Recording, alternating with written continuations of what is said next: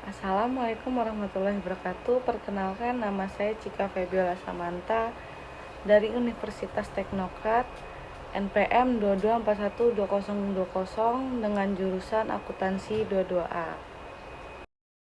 Video kali ini saya akan membahas materi mengenai konsolidasi pada anak perusahaan yang dimiliki penuh konsolidasi. Pada anak perusahaan yang dimiliki penuh merupakan proses mengkombinasikan laporan keuangan dari perusahaan induk dan anak-anak perusahaan yang dimiliki penuh dalam konsolidasi tersebut. Saldo akun dari perusahaan-perusahaan terpisah akan diambil dari pembukuan terpisah. Induk perusahaan dan anak perusahaan, kemudian dimasukkan ke dalam kertas kerja konsolidasi. Ayat jurnal eliminasi hanya muncul di kertas kerja konsolidasi dan tidak mempengaruhi pembukuan. Masing-masing perusahaan konsolidasi pada anak perusahaan yang dimiliki penuh tidak diperlukan setelah periode-periode berikutnya, seperti pinjaman dari induk perusahaan ke anak perusahaan yang dilunasi beberapa ayat jurnal eliminasi.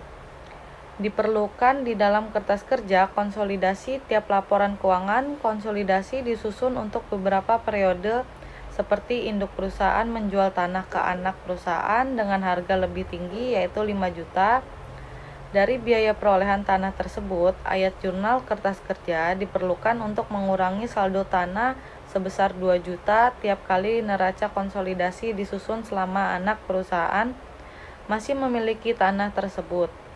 Konsolidasi pada anak perusahaan yang dimiliki penuh memiliki beberapa karakteristik yang mengatur prosesnya, seperti yang pertama, kertas kerja konsolidasi. Kertas kerja konsolidasi merupakan mekanisme yang isi untuk menghubungkan akun-akun dari perusahaan yang terpisah.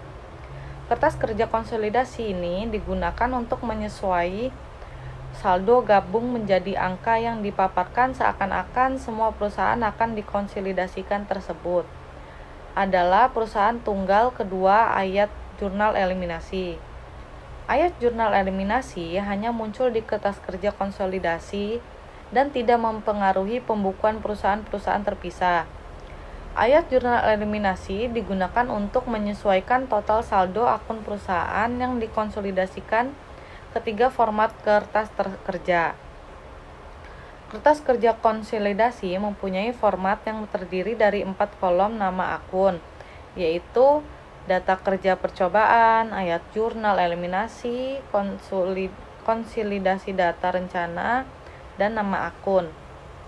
Percobaan memiliki 2 kolom induk dan anak, sementara ayat jurnal eliminasi memiliki 2 kolom yaitu debit dan kredit. Keempat, karakteristik ayat jurnal eliminasi. Ayat jurnal eliminasi digunakan dalam kertas kerja konsolidasi untuk menyusun total saldo akun perusahaan-perusahaan yang dikonsolidasikan yang terpisah untuk mencerminkan angka yang akan muncul jika semua perusahaan yang secara legal dikonsolidasikan tersebut adalah perusahaan tunggal kelima. Prosedur konsolidasi. Prosedur konsolidasi menggunakan metode ekuitas dibahas dilampirkan 5A. Apapun metode yang digunakan induk perusahaan untuk mencatat investasi di anak perusahaan, laporan keuangan konsolidasi yang dihasilkan tetap sama karena investasi dan akun-akun terkait akan dieliminasi dalam proses konsolidasi.